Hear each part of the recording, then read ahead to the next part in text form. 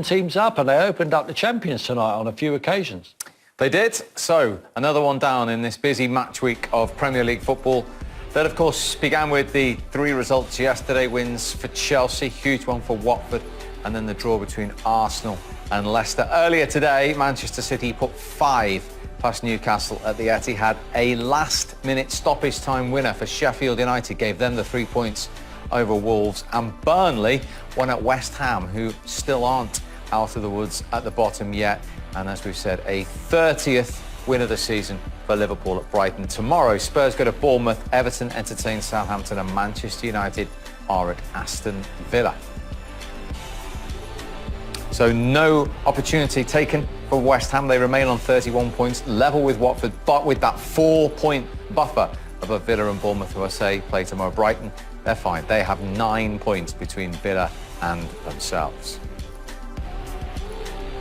Big movers tonight are Sheffield United up to 7th, 51 points, just 1 behind the team they beat, Wolves, 1 ahead of Arsenal, and Burnley also moving up the table onto 49. They're ahead of Spurs now by a point as well.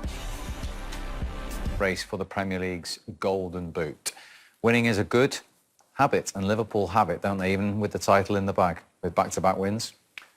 Yeah, and when you see Mo Salah there, you know, he's desperate to get that, isn't he? Desperate to get the Golden Boot. The only problem he might have is that his manager might be looking after him for next season. I think if he played all of the games they have remaining, I think he, not easily, because Jamie Vardy and Aubameyang are right up there with him, but I think he would get over the line and win that Golden Boot. You see how desperate he is, Michael, don't you, to score goals all of the time?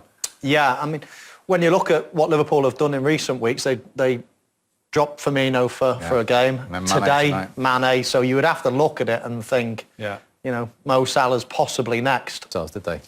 Not at all. I think that I admire it, but sometimes it's their undoing. And certainly against a pressing side who are so hungry to pounce all over you like Liverpool. You know, they just wait, they set traps, and when they roll that ball into them, they smell blood and they just sense it and they're all over you. And the closing down was absolutely fantastic tonight from the Liverpool team. Yeah, 2 early mistakes when they were playing out. They were, yeah. I mean, especially this one, I thought the centre-halves were obviously very wide. But they're like a pack of hyenas, aren't they, this Liverpool team? When they smell that blood, they're all over them. And they're the best in the Premier League for doing that. Look at that. As soon as that ball goes in, bang, they're all over it.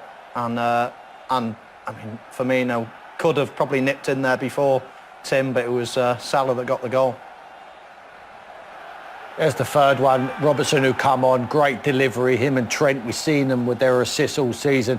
Lamptey, probably the only person than Mo Salah, and he gets across him, Mo, at the near post there and finishes it brilliantly. Should he have had the hat-trick, Michael? Well, I mean, I don't think this is necessarily a good chance. You know, he hits the target. The goalkeeper actually makes a good reaction save. I think he had a better chance later on in the game with his head. That was, I mean, possibly in that situation, he should be looking to lay one on for his that one. Yeah, that's the one. He should be hanging like a salmon at the back post there and nodding it back across. And you can see, Tim, there, he had the match ball in his sights there in his third one. No, it's a good trait to have. I mean, he's absolutely devastated that he hasn't got a match ball to take home, isn't he? You know, it's a good trait to have. I'm not sure Sadio Mane thinks it's a great trait, because there's a few times when Mo Salah should be laying people in, but he's the selfish one of the group. But I mean that in the nicest possible way. I'd like my strikers to be selfish. Mo was very selfish. You know, he'd like to score the goal rather than make the assist. And look at him, he's smiling, but he's... no, but you do. The unselfish one, without doubt, is Firmino. I mean, he's totally a team man. Anyone's in a better position than what he thinks he is, then he just lets it run, or he puts them in, he finds the pass. And Mane's a little bit in between both of them. So they've got a lovely blend there, but they're all fantastic strikers. Somebody's just told me that Mo Salah's joined the exclusive club tonight, Tim. 100 goals and assists totalling. The 4th player in the Premier League to do that for Liverpool. Robbie Fowler, Steven Gerrard, and our good friend here. And they've just told me, how many? 33 assists. No, I don't believe it. I did pass sometimes, you know. That's miss-hit shots. Yeah, I did pass sometimes. But no, I mean, I'd take Tim's point. Imagine if there was a really selfish player instead of Firmino. I mean, that front three would be fighting all the time. Yeah. Because he does bring a beautiful balance to that front three. I mean, the first goal was a great example of that, wasn't it? I mean, all he's got to do is roll it into the goal, Firmino, but he thinks, no, I've done it. Attracts the with that, wasn't it? I mean, all he's got to do is roll it into the goal, Firmino, but he thinks, no, I've done it. Attracts the defender, and Mo's just got a simple task just to bend it in the corner. How many players with a number 9 on the back would do what Firmino did here? It's incredible. I mean, I'm not sure people notice it. There's Keita, he's the architect all of the time, just pounces it. Look, just slide it in the goal. He leaves it. He knows that he attracts it. Even Dan Burner, I think it'll maybe Dunk, who comes across, can't believe that Firmino hasn't slid that in. But he attracts him and he just bends it in the corner. It's an easy task. A lot of appreciation from Mo to Firmino, as you would expect, because he's just made him another goal. Wonderful. Certainly a player I'd like to play up front with. I'm sure most centre forwards would love to play up front with Firmino because, you know, as you say, he's so unselfish, totally puts the team first. And as much as that's brilliant, I still think you have to have that blend of selfishness in there. You know what? If you've not got that sort of that killer instinct, really, like a Mo Salah, then, you know, I'm sure your team will be far worse off. Has he always had that, Mo? Did he have it at Chelsea in the early days? Not at all, no. But I think with success comes success, doesn't it? You score goals, you get a taste for it, then it becomes an obsession. Yeah. And then as soon as you start becoming a top goal scorer at your club, you feel that responsibility is mine.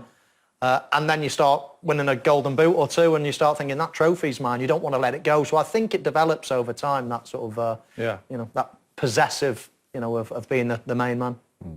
We need to check that 33 assists. While we do, let's hear from the Liverpool manager, Jurgen Klopp. Jurgen, 3 more points.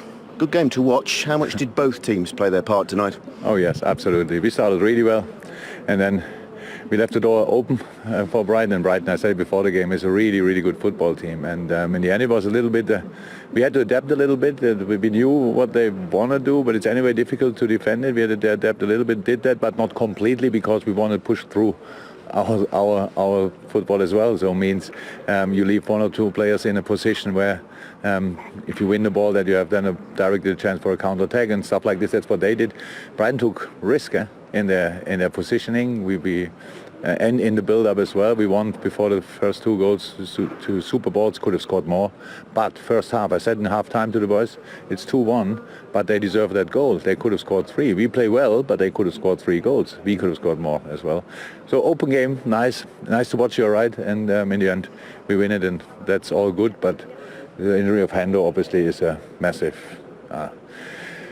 we don't know exactly, we have to wait, but it doesn't look as it is nothing, and that means in this period of the season, of course. Yeah. Can you enlighten us as to what, because we're not really aware as to what he's done at this stage? And No, I don't know exactly, but it's kind of a little bit in the knee, I don't know. We will see. We have to make scans, but that's obviously, we know that it's not nothing, and so that's already enough. Did you like that explanation? Because we were a little bit concerned about him at half-time. Yeah, I knew it would be because of the yellow card, and it's understandable, to be honest. If I was a manager and I was, you know, had a player on a yellow card so early, I'd be thinking, you know, especially when you got someone like Robertson on the bench, you would be thinking like that. It's just, I just know how the young lad feels, and it will feel awful. Tonight, yes, they've won, but he will be thinking, could I have done more? The manager brought me off. If I was playing so well, surely he wouldn't have brought me off, so he can't have thought I was playing that well. And all these negative thoughts will go through your head. But listen, it's right early on in his career. He's going to have a good career. He'll forget about this in no time and be in the team and be flying along. So, but I don't know. You just want everything to go so perfectly on your first attempt, and obviously with the yellow card and whatnot, it's not quite gone that way. Highs and lows for the captain tonight. First of all, a terrific finish for Jordan Henderson in that first half. Yeah, I love Jordan. I think he gives this team so much, and a lot which is unnoticed around the training ground, you know, where he galvanises them. He tells them bad news when he needs to, and he's got that still in the locker. Breaks the game up brilliantly. He sets traps. He knows where he's going. Then he breaks forward at the right time. And the technique of the finish here, he knows exactly what he's going to do. He just whips it across Matty Ryan, gives him absolutely no chance to save that. Unfortunately, he got in a freak accident there with Basuma. It looked like he jarred his knee. You know, listen, it's not bad. It's devastating for Jordan. He goes there and just his head or the back of his shoulder just goes into Jordan's knee there. It looks like he's jarred it, but he looks very distressed as he's coming off. I think more so that the fact that if he was to miss the running and not being able to play in the game when they're actually going to lift the Premier League trophy, I know how I was praying every single game building up to when we won it, that I wouldn't miss that time and I had the opportunity to lift that trophy. And I hopefully, for Jordan's sake, because he deserves it, he's playing in that game when they actually manage to get their hands on it. Yeah, it'd be awful, wouldn't it? You know, not many times in your career you wait for something this big, 30 years. You know, I mean, I would be devastated. And I don't think Jordan's probably the one to take his suit off and go and get his kit on and walk out just to lift the trophy. So I know it's a selfish thing, but, you know, this is what you play all your life for. This is your career. This is everything. To step out, to lead that team out. Tim's been fortunate enough to do it, to be the man that was lifting the trophy. It doesn't happen to many people at all. So it would be, but let's keep our fingers crossed that it's not too bad. He's walked off the pitch, good sign. Yes, he looks in a bit of pain, but let's hope he can get right.